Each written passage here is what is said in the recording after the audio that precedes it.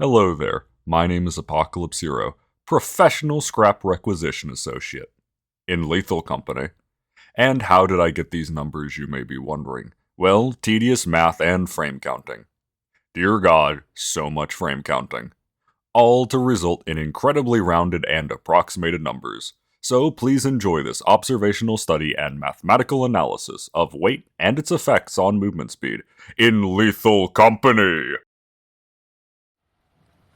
Concerning item weights, let's just clear the air on a few common misconceptions.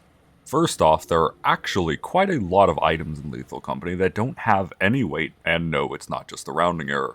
Second off, a lot of items in Lethal Company actually weigh very strange amounts, or the UI has some horrific rounding errors, which actually wouldn't be too unreasonable to assume, considering that the scan value display has a hard-coded minimum of 20 for some reason. These strange weights can be seen upon picking up a Pro flashlight. It says it weighs 5 pounds, but 3 of them somehow weighs 16 pounds. And finally, there is no randomization in weights. A lot of people assume this since there is a randomization in monetary value, but every piece of scrap of a specific type weighs the same as every other piece of a scrap of that type. What does weight affect, and what does weight not affect? Weight does affect movement speed and stamina consumption rate. Weight does not affect stamina regeneration rate. Regardless of your weight, it takes about 12 seconds to regain your stamina from empty if you stand still, and it takes approximately 16 seconds to regain your stamina from empty if you are moving, meaning movement reduces your stamina regeneration rate by 25%. That being said, does that mean it's more effective to stand still to recover stamina or not? Most definitely not. Regardless of weight, it is always significantly better to keep walking as your stamina recovers. If one person were to run and wait for stamina recovery while the other walked during the recovery, the person that walked would get over 50% further. That's not a small amount. So yes, everyone, keep those legs moving. Weight does, however, affect the speed at which your character moves, with the formula appearing to be a reciprocal function when graphed. And with some perfunctory math agreeing with this, that means that the player's speed is divided by their current weight. That is 1 plus whatever the HUD says.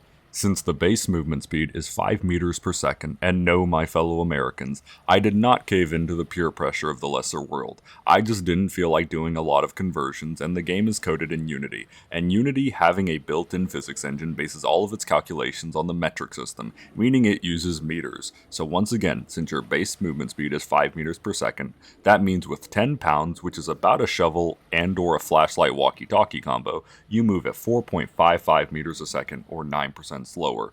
With 40 pounds, a typical lighter load, you move at 3.57 meters per second, or 29% slower.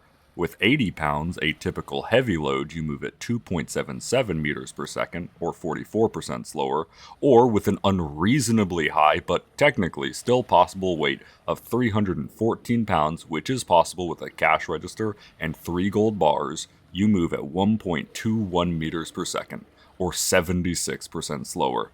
And in case anyone was wondering, while running, the player literally doubles whatever their current speed is.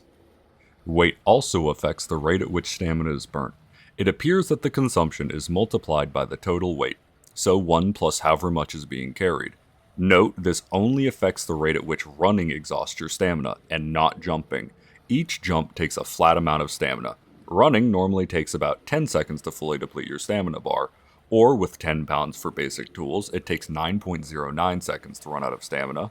With 40 pounds for a lighter load, it takes 7.14 seconds. With 80 pounds for a heavier load, it takes 5.56 seconds. And with the unreasonable 314 pounds, it takes 2.41 seconds to run out of stamina.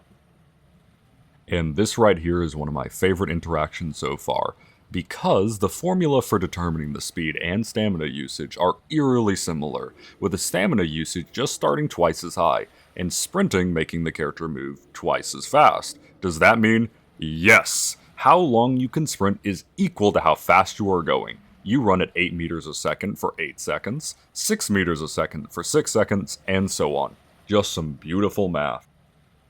And finally, for a segment about the performance-enhancing drug, TZP Inhalant.